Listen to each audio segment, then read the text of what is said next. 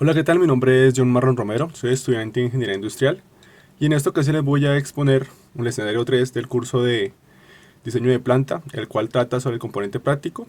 La fecha de hoy es 11 de noviembre de 2022, siendo las 10:38 de la mañana. Entonces vamos a responder una serie de preguntas, así que comencemos. La pregunta número uno nos dice, ¿cuál es el producto a trabajar de la empresa modelo? ¿Cuáles son sus características y su funcionalidad?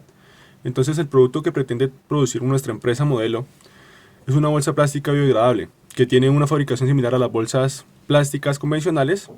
La única diferencia es que nuestras bolsas van a ser mucho más amigables con el medio ambiente, pues ya que estas van a ser fabricadas con aleaciones biodegradables que se van a convertir en bioplásticos y a su vez van a minimizar el costo de producción y presentan propiedades similares en cuanto a su tamaño y funcionalidad, ya que van a soportar un peso aproximado de 8 a 12 kilos según el tipo de bolsa y esta va a tener una vida útil de 2 a 5 años. Esto quiere decir que puede durar ese tiempo en condiciones de uso adecuadas, o sea, de un ambiente controlado, y cuando ya se desechan se van a comenzar a degradar. A diferencia de una bolsa de plástico convencional que puede durar hasta 200 años para comenzar a degradarse, esta bolsa lo va a hacer en 24 meses. La pregunta número 2 nos dice, ¿cuántas máquinas se requieren para cada subproceso? Entonces, en esta ocasión estamos hablando de la fracción de máquina, que es un estudio que se le hizo a la planta de bolsas plásticas biodegradables con el proceso productivo de almidón de yuca o papa, ¿sí? Entonces, vamos a hacer un breve ejemplo. Aquí lo que hacemos es aplicar la función de la fórmula de fracción de máquina, la cual nos dice que estas variables de F, S, Q, E, H y R son las variables que vamos a tener, como el número de máquinas, el número de estándar en minutos que se hace un producto, el número de unidades que se van a producir por turno, el desempeño real, la cantidad de tiempo en minutos y R la confiabilidad de la máquina. Entonces todos estos valores se estima en los segundos, se estiman digamos un aproximado en lo que se va a demorar la máquina para producir, para hacer el proceso. Por ejemplo, la mezcla de materia prima se va a demorar aproximadamente 10 segundos, polimerizar 60, filtrar 15 y esto lo pasamos a minutos, convirtiendo pues este número. Lo que vamos a hacer es dividirlo entre 60 segundos que equivale a un minuto, ¿cierto? El valor de bolsas por turno es un valor que tenemos preestablecido. El desempeño real es un porcentaje que nos recomienda para este ejercicio y los minutos son 480 teniendo en cuenta que van a trabajarse 8 horas diarias, ya que son 60 minutos por cada hora, pues 480 horas diarias. Procedemos a hacer el cálculo. Para eso hacemos las operaciones entre los minutos con las bolsas por turno. Esta se va a dividir entre el desempeño real y la cantidad de tiempo. Y por último se va a multiplicar por la confiabilidad de la máquina, dándonos un resultado aproximado de 1.83 segundos. Por aproximación y redondeo podemos decir que para el subproceso de mezcla de materia prima se va a utilizar 2 máquinas. Y así consecutivamente con cada uno de esos subprocesos. Cuando tenemos el proceso de imprimir y cortar que nos dice 0 máquinas, no vamos a decir que necesitamos 0 máquinas. Necesitamos mínimamente una, o lo más necesario será tener una máquina. Y esa sería la cantidad total de máquinas que se estarán requiriendo para cada subproceso. En total se utilizarían 86 máquinas para realizar el proceso. Esto obviamente es algo muy teórico, es un modelo, no es una producción real, es una producción simulada, por así decirlo, planteada, en donde estamos haciendo una hipótesis de lo que puede suceder. El tiempo total para producir una bolsa son 467 segundos, que equivalen a 7.8 minutos. La pregunta número 3 nos dice, ¿qué capacidad efectiva de producción tendría la planta? Entonces nos vamos a la hoja de cálculo capacidad de planta y vamos a continuar haciendo el estudio a esta planta productora de bolsas biodegradables. Entonces tenemos en cuenta que para producir una bolsa biodegradable tenemos que utilizar o tenemos que consumir 7.8 minutos y el turno en minutos es de 8 horas. Vamos a tener en cuenta que son 480 minutos. Para la capacidad de diseño vamos a hacer la división sencilla entre los minutos o el turno total de minutos sobre los minutos que utilizamos para producir una sola bolsa.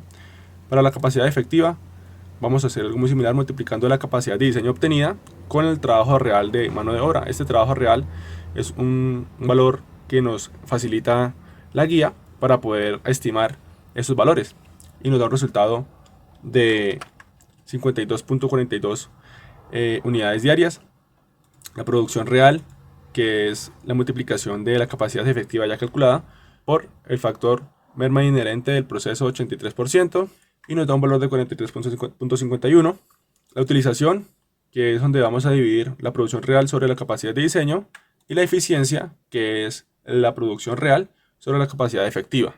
Esos valores de la derecha son unidades redondeadas, en donde los primeros 3 ítems vamos a tomarlo como unidades. Los últimos 2, lo que es la utilización y la eficiencia, se toman en cuestiones de porcentaje, que teniendo en cuenta el estudio de la capacidad de planta que se le realizó a la planta experimental de producción de bolsas biodegradables, logramos determinar que se presenta una utilización aproximada al 71%, lo cual nos da un margen por debajo de la productividad, por lo cual se genera una alerta sobre la eficiencia que se está dando en la capacidad de planta. Ya que esta capacidad de planta teniendo un 83%, se recomienda aumentar la producción real en conjunto con la capacidad de diseño, con el fin de mejorar los resultados de utilización hasta obtener un resultado muy cercano a 85, que es el óptimo para poder decir que nuestra producción está en buenas condiciones. Y pues de esta manera aprovechar la máxima producción teórica bajo condiciones reales. La pregunta número 4 nos dice: ¿cuál es el diseño seleccionado para la unidad de empaque de la empresa modelo? ¿Qué características tiene? Nos vamos a ir directamente aquí a la actividad 3, diseño de empaque y dimensionamiento de almacenes, en donde nos dan una tabla con el volumen o las demandas que nos están requiriendo a nuestra empresa o que nos están dando nuestra información. Para la unidad de empaque de ingreso de materia prima, se va a trabajar con la materia prima de resina y se va a proponer un almacenamiento por bultos, en donde va a tener las medidas de 60 por 85 por 20, va a tener un volumen aproximado de 102.000 centímetros cúbicos y un peso aproximado de 50 kilos o 50.000 gramos.